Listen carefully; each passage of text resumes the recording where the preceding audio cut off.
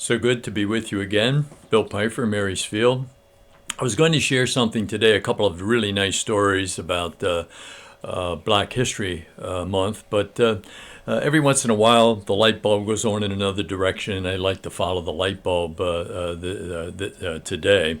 And that is the word unity really struck me this morning, and I really want to go with that.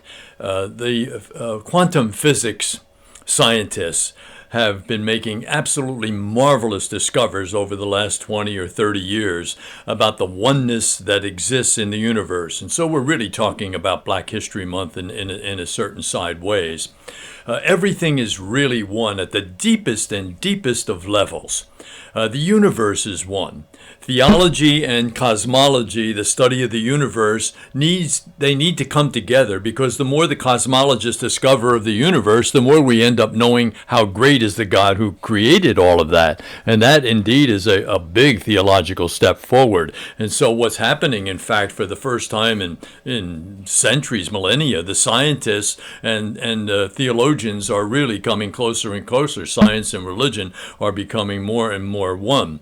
And so we are one in a very deep and real sense. And even at the deepest of levels, they're finding at the subatomic level, the things that look like they're in chaos, as they study them more, they see that chaos leads to incredible unity, and there's a oneness in that scientific discovery. And that's true about everything. And so, if in fact the world is covered at this moment with all kinds of sinfulness and negativity, even nature is unhappy about all of that. And a lot of the things that we're seeing, the earthquakes, the volcanoes, the fires, all of those things are nature being unhappy about living in a world which is so negative and so lacking in unity. And so we're made for oneness. We're made for unity.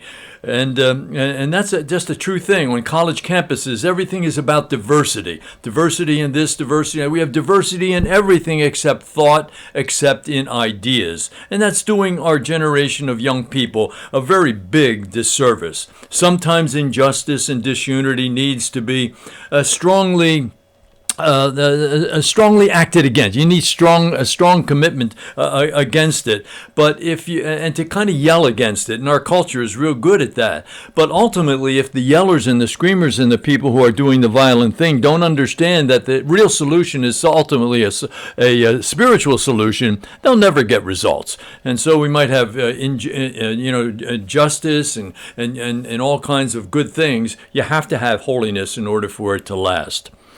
There's the golden rule. I'd like to share something of that in different religions at this moment. It leads to oneness. Do unto others as you would have them do unto you has an honored place among the great spiritual traditions. Christianity says, treat others the way you would have them treat you. This sums up the law and the prophets. Buddhism, hurt not others in ways that you yourself would find hurtful. Confucianism, is there one maxim which ought to be acted upon throughout one's whole life? Surely it is the maximum of loving kindness.